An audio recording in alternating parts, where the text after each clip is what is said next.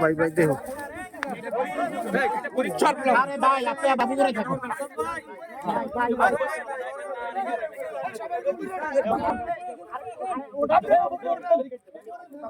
সম্মিলিতভাবে এটা প্রতিরোধ করবো ইনশাল্লাহ। আর এখন মধ্যে আপনার কাছে এই সব জায়গায় একটা ঢাকলা বাঁধাই আছে। গত 15 বছর ধরে শেখ হাসিনার আমলে সারা বাংলাদেশে যেমন উন্নয়নের নামে দুর্নীতি হয়েছে, ঠিক একইভাবে নগরকান্দা সালতায় উন্নয়নের নামে দুর্নীতি হয়েছে।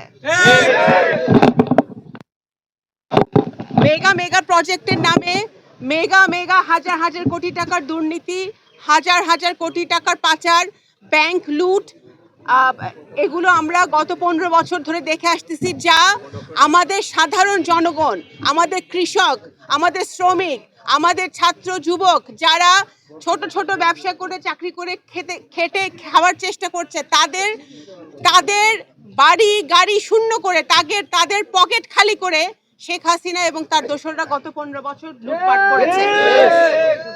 আজকে 5ই আগস্টের পরে, ফ্যাসিবাদের পরে, এত রক্ত ঝরার পরে, এত নেতাকর্মী, বিএনপির হাজার হাজার নেতাকর্মী গুম খুনের পরে, এত আত্মাহুতির পরে, এত ছাত্র জনতার আন্দোলনের পরে, আত্মাহুতির পরে, যখন আমরা একটি সুন্দর নতুন বাংলাদেশের দিকে আগাতে চাচ্ছি, তখন ষড়যন্ত্রকারীরা, ফ্যাসিবাদের দোসররা এই ধরনের অবৈধ কাজ করে আমাদের গ্রাম বাংলার কৃষকদের, আমার নগরকান্দা সালতার সাধারণ মানুষের ক্ষতি করতেছে।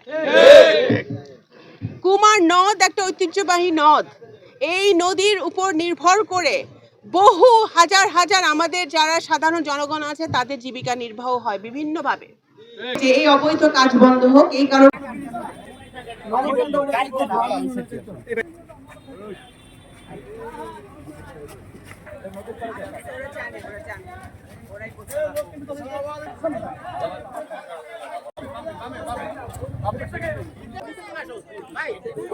একটা